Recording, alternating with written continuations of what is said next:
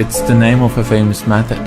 In this method, you set goals for yourself on a daily or weekly. You start to put cross to the days on which you have reached your goal.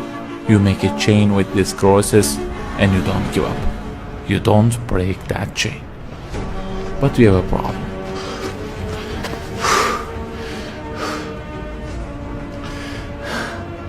Personal development specialists say that we should have goals. You know, they say like, don't sleep more than 6 hours, learn a language, finish a book every week, don't stop, always run, don't give up on your dream, don't break the chain. Okay, I don't object to them. I also have a table and put crosses on it every day and go after many goals, no problem. But you know what? They don't talk about the most important part of it.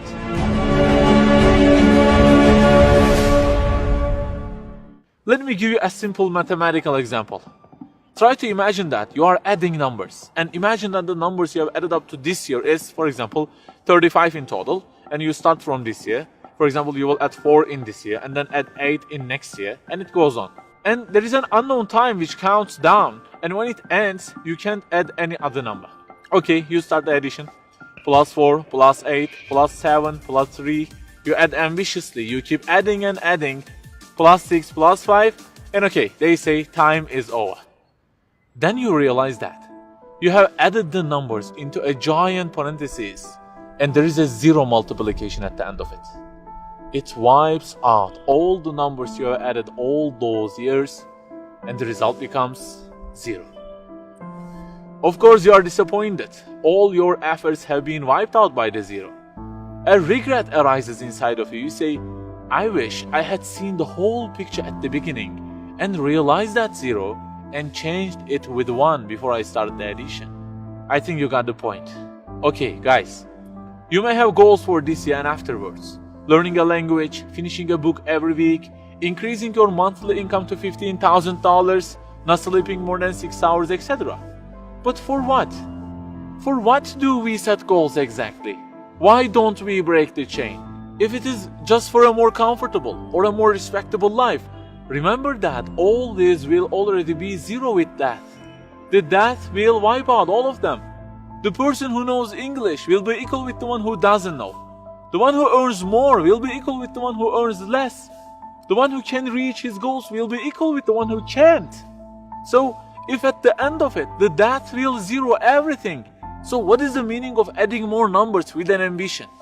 It just increases the degree of the disappointment that you will feel.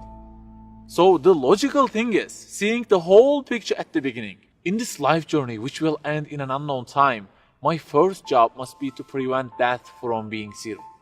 Well, can I really prevent death from being 0? I mean, since everything will leave my hands and will be lost, is there any other way that would transform them into something eternal? I mean, isn't there any kind of stamp for eternity that would impress all of the things that I possess and say, look, there is a seal on them and you can't wipe them out, okay? They will remain forever. The only one to say such a thing is the owner of the everything. And he says, Kullu shay'in halikun.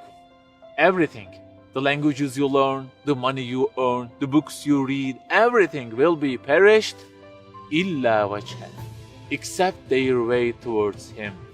So the creator of our life says, if your intention is towards Allah, if the thing you do is for His acceptance, it won't disappear, it will be transformed into eternity in paradise. So learning a language, finishing a book every week, being rich, everything, if they are towards Him and for His sake, eternity stamp being pressed on them.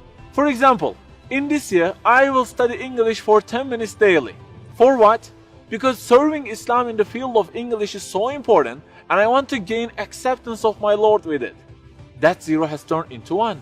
This year, I will finish a book every week. Why?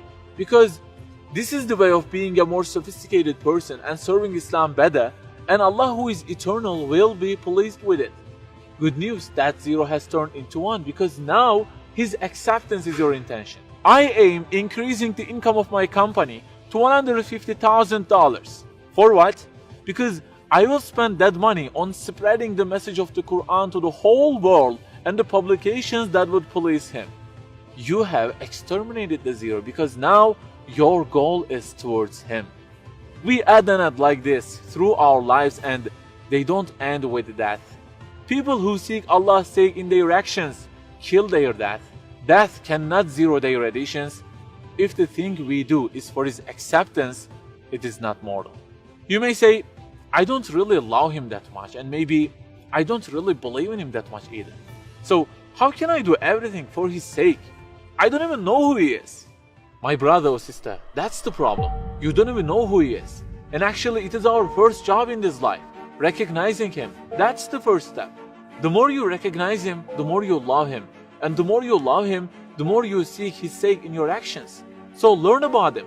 Who made you? What does he want? Why does he give you such a billion things in each day? Read, find out. Turning the zero into one is a lifelong process. Start at the point that you are missing and try to fix it. Like the specialists say, don't break the chain, but keep the chain to gain his acceptance. Run, but run to be eternal. An unknown time counts down, and before starting to add the numbers, the first thing you have to do is to remove that zero. Otherwise, everything you added will be wiped out.